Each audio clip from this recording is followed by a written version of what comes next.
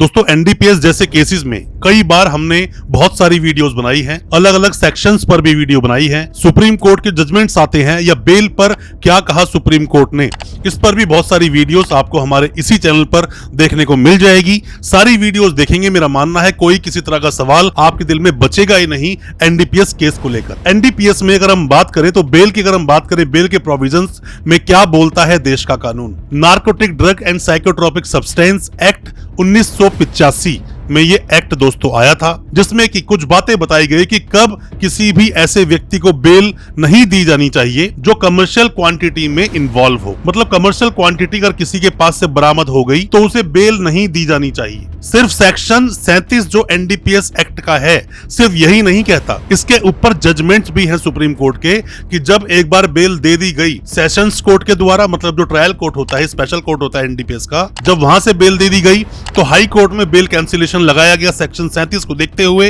और साथ में सुप्रीम कोर्ट के जजमेंट्स को देखते हुए। और जब हाई कोर्ट ने बेल दे दी तो उसको सुप्रीम कोर्ट में चैलेंज किया गया और बेल को कैंसिल करवाया गया। आज मैं अपनी इस वीडियो के माध्यम से आपको बताऊंगा 3 ऐसी बातें कि क्यों एनडीपीएस के केसेस में जब कमर्शियल क्वांटिटी आती है तो बेल आपको नहीं मिल पाती है। ज्यादा कुछ जानने के लिए दोस्तों बने रहिए हमारे इस वीडियो के साथ। नमस्कार दोस्तों, फिर एक बार स्वागत करता हूं आप सभी का अपने इस यूट्यूब चैनल पर जिसका नाम है फाइट फॉर ट्रू। मेरा नाम है वीरेंद्र वर्मा। दोस्तों एनडीपीएस को समझने से पहले आपको यह समझना चाहिए कि एनडीपीएस है क्या। एनडीपीएस मतलब कि कोई भी मादक पदार्थ या फिर कहें नशीले पदार्थों का जो भी कोई निर्यात करता है, आयात करता है, अपनी कस्टडी में रखता है या उसके पास से ऐसी बरामदगी होती है जो कि किसी भी तरह से नशीले पदार्थ है जो कि बैन किए हुए हैं अपने देश में। Narcotic drug and psychotropic substance act 1985 यही बोलता है दोस्तों। बेल लेना आसान नहीं, लोगों की बेल होती नहीं। और जैसा मैं हमेशा अपनी वीडियोस के माध्यम से आप सभी को बोलता हूं कि आपके पास कोई भी ऐसा केस आता है तो आपको बात पता होनी चाहिए कि एनडीपीएस केस में कमर्शियल क्वांटिटी में जल्दी से बेल नहीं मिलती है। आपको अपने ट्रायल पर ध्यान देना चाहिए। अगर ट्रायल में आप अपने गवाहों को तोड़ पाते हैं तो आपकी बेल निश्चित हो जाएगी और आप केस से बरी भी हो जाओगे, वरना आपको सजा भी होगी और आपकी बेल भी नहीं होगी। क्योंकि इसमें जो कन्विक्शन रेट है, मतलब जो सजा दी जाती है लोगों को, ये बहुत ज्यादा हाई है। मतलब मैक्सिमम लोगों को सजा हो जाती है, बहुत कम ही लोग हैं जो कि बरी हो पाते हैं। कौन से हैं 3 कारण जिसकी वजह से बेल नहीं होती, उसके बारे में चर्चा करते हैं। सबसे पहली बात दोस्तों, खुद एनडीपीएस जो एक्ट है, एनडीपीएस जो एक्ट है, ये खुद इसका सेक्शन 37 ये बात बोलता है कि बेल नहीं दी जानी चाहिए किसी को अगर कमर्शियल क्वांटिटी में आपने पकड़ा है। पहली बात तो दोस्तों आपको ये पता होनी चाहिए, इसमें 3 क्वांटिटीज में बात की जाती है। पहला होता है स्मॉल क्वांटिटी, दूसरा होता है इंटरमीडिएट क्वांटिटी और तीसरा होता है कमर्शियल क्वांटिटी। कमर्शियल क्वांटिटी में कोई अगर अरेस्ट हुआ तो मान लीजिए बेल नहीं होगी, पूरा ट्रायल खत्म करके ही बाहर आएगा। बेल हालांकि आपको लगानी चाहिए, ऐसा नहीं कि बेल आप बिल्कुल ना लगाएं, बेल लगानी चाहिए। बेल आपकी बिल्कुल हो सकती है, बट वहां ग्राउंड्स बनाने पड़ते हैं। सेक्शन 37 क्या बोलता है मैं इंग्लिश में पढ़ के पहले आपको बताता हूं, वो इजीली आपको समझ आएगा। नहीं समझ आएगा तो हिंदी में ही बताएंगे। Section 37 states that bail should not be granted to an accused unless the accused is able to satisfy. मतलब कि जब तक बेल नहीं दी जानी चाहिए किसी भी एक्यूज को, जब तक कि वो सेटिस्फाई ना कर दे। 2 बातों के लिए 2 कंडीशंस हैं, कोर्ट को सेटिस्फाई करना पड़ेगा। क्या?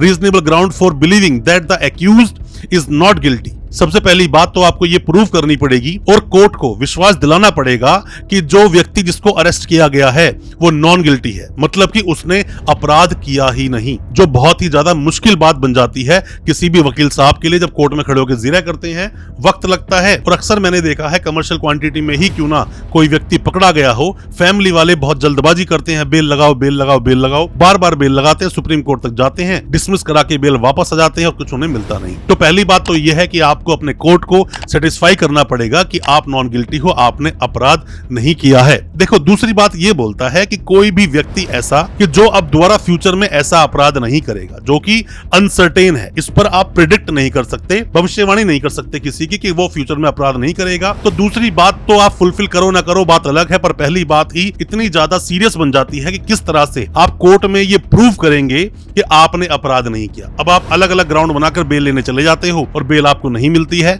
सबसे पहले ट्रायल पर ध्यान दो, वरना आपकी बेल नहीं होगी, आप केस लड़ते रहोगे और एंड में सजा हो जाएगी। मैं आपको बार बार समझाता हूं, बस पैसा खर्च करते रहोगे। मैं आपको कुछ एग्जांपल से समझाता हूं दोस्तों। अगर पैसे से ही आप कोर्ट को खरीद सकते या पैसे से ही केस को खत्म कर सकते या बेल ले सकते, तो इतने बड़े बड़े नाम जो कि जेल में है, सजा हो गई, जैसे बापू आसाराम है, या फिर हम राम रहीम की बात कर लें, या फिर हम बात कर लें नीरव मोदी की जो देश छोड़कर भाग गया, और भी ऐसे कई लोग जो देश छोड़कर भाग गए।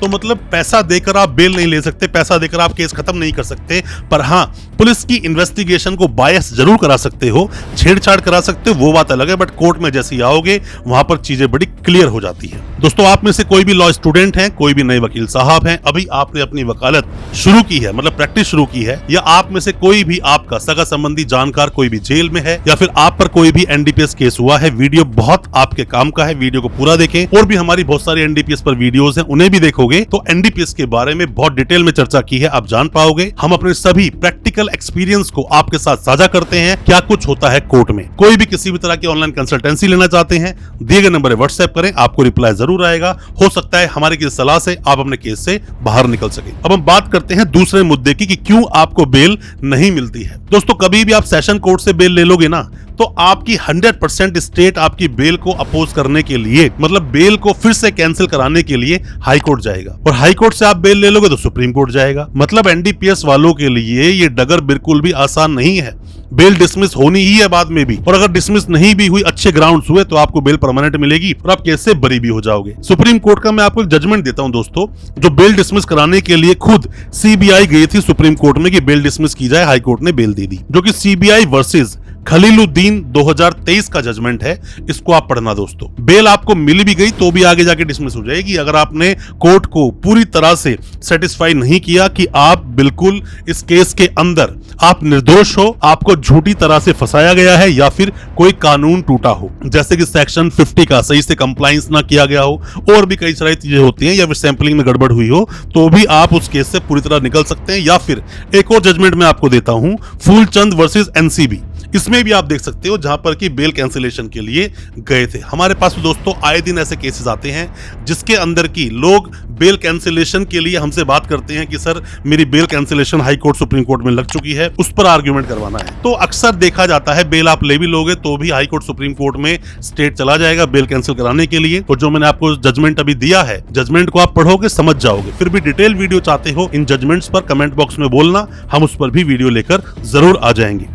अब दोस्तों हम तीसरी बात करते हैं कि क्यों एनडीपीएस वालों की बेल नहीं होती। कमर्शियल क्वांटिटी अगर आपको मिल गई, कमर्शियल क्वांटिटी किसी के पास से बरामद हो गई, तो बेल नहीं होगी। क्या तीसरा कारण है दोस्तों? सबसे बड़ी बात दोस्तों होती है सजा की। सजा में क्या बोलते हैं? पहली बात तो तीनों ही मामले जो है ये नॉन बेलेबल हैं, चाहे तो स्मॉल क्वांटिटी हो, चाहे इंटरमीडिएट क्वांटिटी हो, फिर चाहे कमर्शियल क्वांटिटी हो, तीनों ही नॉन बेलेबल अपराध है, पुलिस पकड़कर जेल में डाल देगी। और जितनी क्वांटिटी बढ़ती जाएगी उतनी ज्यादा आपकी सजा और फाइन भी बढ़ता जाएगा। मतलब कि मान लीजिए अगर किसी भी केस के अंदर 250 ग्राम अगर कमर्शियल क्वांटिटी है, अब इसको बढ़ाते जाओ, अब 250 ग्राम की जगह आप 25 किलो कर दो, 30 किलो कर दो, 50 किलो कर दो, तो सजा उतनी ही ज्यादा आपकी बढ़ा दी जाएगी और फिर आपको ज्यादा से ज्यादा फाइन भी देना पड़ेगा, सजा भी पूरी काटनी पड़ेगी। आप अपील में जाओगे, हाई कोर्ट में जाओगे, सुप्रीम कोर्ट में जाओगे कि मेरी सजा माफ कर दी जाए, फिर भी सजाएं माफ नहीं होंगी। बहुत ज्यादा सीरियस नेचर के अपराध अपने देश में ये माने जाते हैं और सजा को देखा जाए तो सजा दोस्तों उम्र कैद तक की है। इवन आपको डेथ पनिशमेंट भी मिल सकती है, डिपेंड करता है केस टू केस। कोई भी किसी भी तरह के सवाल आपके दिल में है एनडीपीएस केस को लेकर, कुछ भी आप पूछना चाहते हैं, दिए गए नंबर पर व्हाट्सएप करें। ऑनलाइन कंसल्टेंसी लेना चाहते हैं, कुछ पूछना चाहते हैं आप कॉल कर तो भी आप दिए गए नंबर व्हाट्सएप कर सकते हैं। हो सकता है इसमें हम आपकी कोई